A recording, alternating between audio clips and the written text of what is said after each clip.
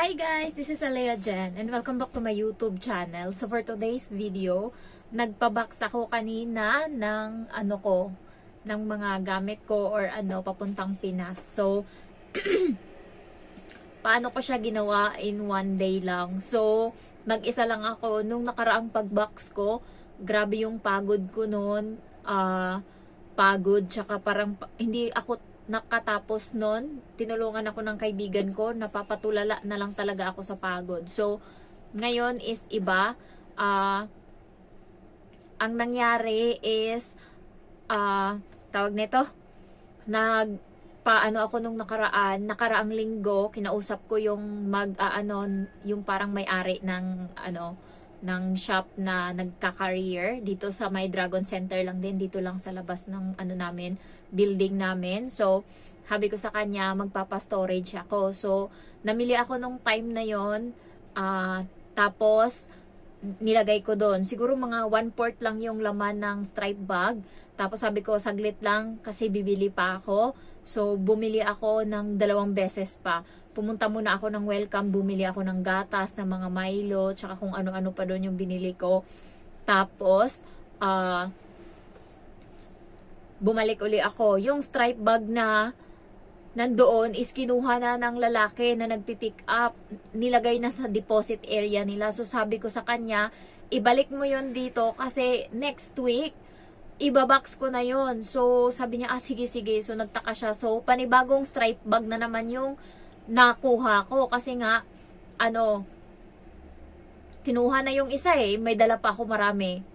Tapos ang ginawa ko is, bili uli ako ng stripe bag para i-deposit uli. So, napuno ko siya, nangalahati ko siya. Tapos, pumunta ako ng 360 na shop. And then, bumili ako doon ng Coffee Mate. Tapos, kung mga chocolate. So, ko siya, na 3/4 ko siya. Ngayon, sabi ko hindi pa ako satisfied. Nagplano na talaga ako. Bago pa ako linggo kasi wala yung amo ko dito sa bahay. So, panakaw akong lumabas. Binitbit ko yung pinamili ko doon nung nakaraan. Nagbili-bili ako ng kung ano-ano ding anik-anik dito, tas mga ukay-ukay nung nakaraan. So isang eco bag na malaki, puno yon. Tapos yung mga damit ko dito na iba na ipapabox ko, nilagay ko din. Tapos binitbit ko, dinala ko doon. So yung stripe bag na malaki, napuno ko siya doon. Tapos kagabi, nagpaano ako sa amo ko, sabi ko, i-check niya yung mga gamit ko kasi ipapabox ko na to. So, ayun, isang luggage, itong luggage na to, puno to siya kahapon. Ayan. So, puno to ng mga damit tsaka kung anong anik-anik. And then, isang eco bag na malaki, tas 2 plastic na malaki din. Puro damit yung laman. Tapos binigyan ako ng amo ko. Ewan ko, kagabi binigyan niya ako ng chocolate. Sabi niya, wala na akong may bibigay sa'yo, Jen. Sabi niya, wala na mga pagkain dito masyado. Sabi niya, raisin, gusto mo ba? Kasi 2 yung raisin dito. Sa'yo yung iba. Kumakain ba sila niyan? Sabi ko, wag na. Sabi ko, okay lang. Tapos binigyan niya ako nung masarap na waffle sa 360. So parang nasa 20 ata yun or 30 yung price nun. Binigyan niya ako. Tapos yung mga libro ng bata, tinanong niya muna yung bata kung gusto pa ng bata yung mga libro na yan. Tapos nung hindi, binigay niya sa akin. Pati yung mga Crayola ng bata na hindi na ginagamit ng bata. Sabi niya, sa'yo na to, hindi niya na pinaalam sa bata. Sabi niya, hindi niya naman to ginagamit yan. So nilagay ko sa plastic. Tapos pagkatas niya i-check lahat, nilagay ko doon sa may pintuan. Tapos kanina mga 9 siguro yon, 9:15, lumabas na ako ng bahay. Binitbit ko lahat yon, isang bitbit ko yon. Grabe, mahimatay ako kasi sobrang bigat. May kape pa ako na binili kahapon sa 360. Yung kalahating kilo. Bumili ako, kapag sumusundo ako kasi sa bata, binibili ko kasi malayo yung V-Walk, nandun yung bilihan. So sa 360 kahapon, bumili ako ng chocolate doon. Yung tayas na chocolate, masarap yun guys, tig 45 or sa yun lang, wag kayong bumili nung sa tayas din na iba-ibang kulay, hindi siya masarap, or yung Orient na brand. Pero yung tayas na yung dilaw yung cover niya, purong chocolate yun, masarap yun. Kaya yun yung binili ko kahapon. 1 kilo yung isang ano is 45 Hong Kong dollar, yung isang ano niya, lagayan niya, 1 kilo yung laman. So, dalawa nun yung binili ko, tapos ibang chocolate pa, tapos ano, ang nabayaran ko is 100 plus. So, kapag ano kasi, may discount ka. Kapag naka 120 ka, may discount ka na 10 Hong Kong dollar. So, yun, ginamit ko, nakadalawang discount din ako kanina. And then, next is, nilagay ko siya dito lahat, tas nilagay ko doon sa babae. Sabi ko doon sa, ano na, pagpakingan ko na. So, shout out sa dalawang, ano ko, subscriber ko na nandoon din, ano din sila kanina. Nagpa-storage din yung isa, tas yung isa nagpacking. So, nakilala nila ako. Sabi niya, ang liit mo pala sa personal. Kaya ka nakapagpabox kasi ano, sabi niya, may kita daw ako sa YouTube. So, nanonood pa din siya ng YouTube ko. So, alam niya nga na nagpa-box na ako dati. Tapos, ayun, tuwang-tuwa siya na nakita niya ako. Sabi niya, ang liit ko pa daw, ang liit ko sa personal. Kasi sa video, di ba, malaki mukha ko. Sa personal, maliit yan. So, next is, pinanglagay ko muna lahat ng mga naambak ko na doon, na nandoon na, yung mga stripe bag, yung mga dala ko, ano-ano ko na. So, nakalahati ko na yung karton. Iniwanan ko uli. So, umalis ako, tinakpan ko lang yung karton ko, bukas siya, tinakpan ko lang ng stripe bags, tapos bit-bit ko tong maleta ko, and then yung eco bag ko na malaki, sobrang laki, and then yung bag ko, lumabas ako, pumunta ako sa dispensary, tas nagulat yung lalaki doon, pinakyaw ko yung mga sabon na Lux, Cow ba yung isa, Imperial, tapos yung mga ham, kasi sa dispensary mura yan sila, yung CIF mas mura, tas gatas ng papa ko, bumili ako, ano yun parang 1.9 kg yung isa, so bumili ako nun, sobrang bigat, nakaano ako, napuno ko tong luggage, tas bumili ako ng shampoo, ano pa, alam ko, Rexona, tas Colgate, ayan, so Colgate, ayan, and then, yun, bumalik uli ako, so naano ko na, marami pa din kulang, pero nagdagdag uli ako, bumalik uli ako ngayon, nagpunta ako sa, sa taas, bumili ako ng mga mangkok, baso, yan, mangkok, baso, tapos yung Scotch Brite, tapos yung panglinis ng CR, ng toilet bowl, kasi, pangit ata yung sa Pinas, naghanap ako online, hindi ako makakita ng magandang panglinis. So, nakakita ako doon yung may lagayan na talaga siya na ilagay. Pagkatas mo ilinis doon sa toilet bowl, may lagayan siya mismo para hindi mo nakikita yung brush na madumi, di ba? Baka ano. So, nagbili ako noon.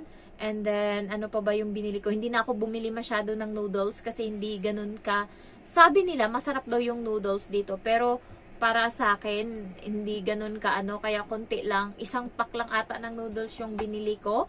Ang cup noodles kasi na binili ko guys, tapos napitpit siya sa bag ng pinag-storage ko doon. Lumabas yung niya kaya kinuha ko siya doon kasi hindi na mahitsurahan yung niya. Ayan, so kinuha ko na lang siya. Hindi ko lang alam kung anong mangyari doon sa iba, kung mapipisat ba sila or hindi. Bahala na si Batman doon. Tapos, nakita ko yung ibang mga nag-box. Yung mga takip ng shampoo nila is pinak nila yun, tinape nila. Ako walang ganun. Sabi nila, napaka-ano mo talaga, burara ka. Kasi ganyan din yung ginawa ko dati. Tapos tinanong ko yung mama ko nung pagdating ng Pinas kung kamusta yung mga package ko. Okay naman daw. Wala namang nasira, walang ano. Ang mali ko lang kanina, bumili ako ng Coke. Kasi mura yung Coke dito, 12 Hong Kong dollar lang. I-compare mo sa Pinas ang mahal. So, bumili ako nung 1 liter, dalawa nun. Ay, nakita nang nagpa-box. Sabi niya, ano yan? Bakit pumutok yan sa box mo? So, inalis ko. Yung isa, inuwi ko. Yung isa, binigay ko doon sa nagpapak din na tinulungan niya akong mag-tape kanina. Binigay ko sa kanya yung isa. So, ano pa ba? And then, lumabas uli ako. Naglagay na ako doon. So, chill-chill lang ako. Basta lumabas uli ako, nagpunta ako doon sa mga nagbebenta ng mga second hand. Matagal ko na kasing tinatarget yung takuri niya doon, ang ganda, tapos ang tibay. So, binili ko siya 30 Hong Kong dollar. Bumili ako ng palanggana na kapag naghugas ka ng mga karne, doon mo ilagay. So, yung stainless, bumili ako 3 noon, tapos sandok. Ewan ko ba't kinuha ko yung sandok niya. And then, pumunta ako doon sa ukay-ukayan. Sakto, nagbubukas yung babae ng mga pambata ng mga pantalon na Gap, guys. Yung mga edad ng magsusuot is 13, 14 years old. So, kada itchan niya, sinasalo ko talaga agad kasi ang mamahal ng Gap, tapos ang gaganda ng mga short. Tapos nung uli, sabi ko, Pangyaw, ibigay mo na yan sa akin lahat. Tapos yun, binigay niya, ang gaganda ng mga nakuha ko. Nakakuha ko sa kanya ng 12 piraso sa tag, 10, edi 120, ang dami na. And then, nagpunta uli ako sa kabila. Tapos, naghalungkat uli ako doon. Nakakuha uli ako ng 12. Ayan, kasi marami akong mga nakakasabayan. Marami akong nakuha mga t-shirt ng mga kuya ko. And, nagpunta uli ako sa kabila, ganun din. So, nakarami ako ng mga damit kanina. Kaya, nung una, namumroblema ako, baka mapisat yung nasa box ko. Kasi nga, wala ako ng mga damit and ayaw ko rin umuwi dito sa bahay kasi iniisip ko kanina, wala yung amo ko. Baka makita nila sa CCTV na umuwi ako, tas kumuha ako ng mga gamit dito, hindi ko pina-check. Kaya hindi ako umuwi talaga. So, ang is, naghalap ako sa labas ng kung ano-anong mga anik-anik doon na pwede kong madala. Ayan. So, napuno ko yung box.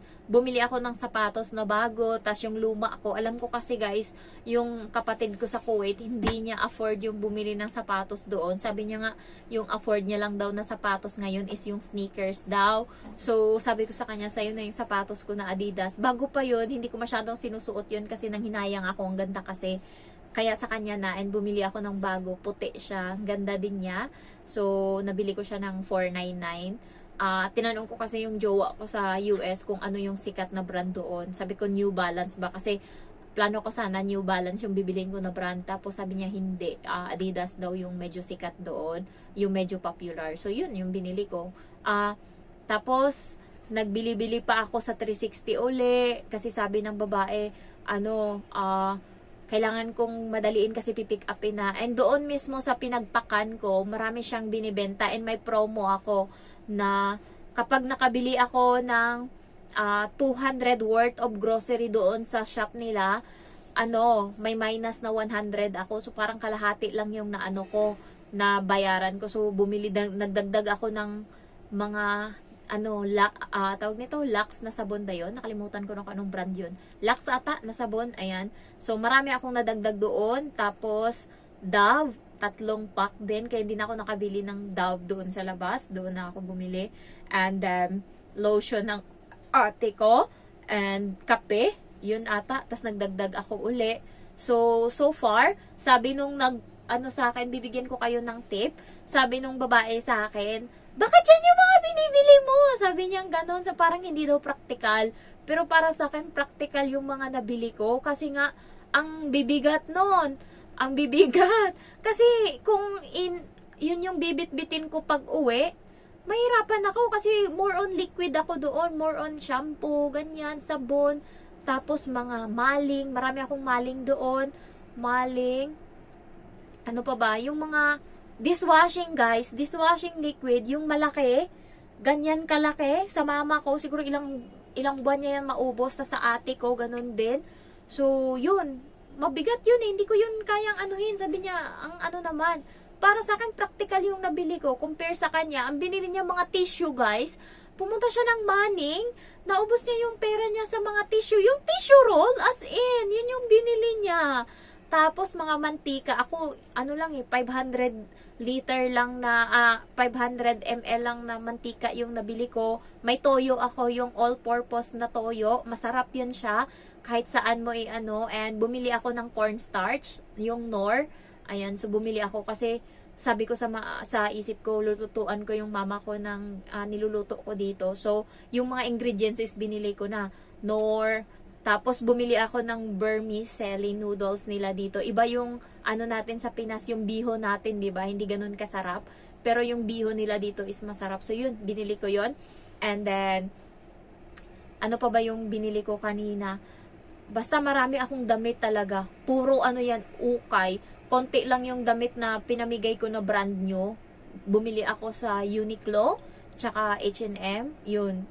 More on, ukay talaga. Pero mga bago pa. Ang pinipili ko kasi sa ukay, yung may mga brand. Pag wala, hindi ko binibili yan kahit anong pa yan.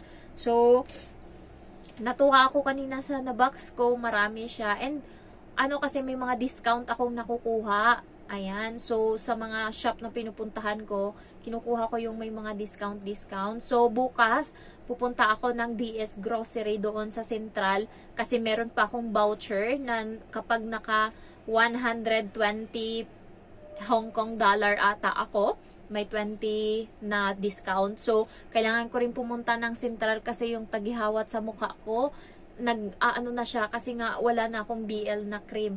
So far, yung chocolate na mabibili ko bukas is itatago ko siya dito kasi yun na yung dadalhin ko pag umuwi ako. So, masaya lang ako sa nabox ko ngayon. May kwenta siya kasi sa dati na binox ko, walang kwenta yun. Ampaw. Ngayon is siksik talaga.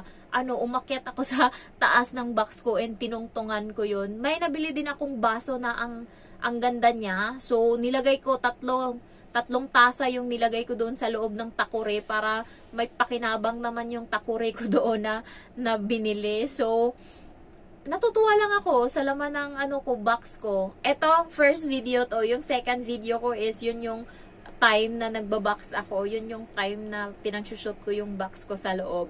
Yung mga gamit ko. So, ayan lang guys. Tungto akong ichika sa inyo yung nangyari sa akin sa pagbabox ko. Pero, kinumpare ko yung ko dati. Yung price pala ng box is, siya, yung LCSN na brand, yung cargo, is mura siya guys. Yung Super Lexi nila, yun yung 24, nakalimutan ko na. Basta malaki siya, 24, malaki. As in, parang hanggang dito ko siya.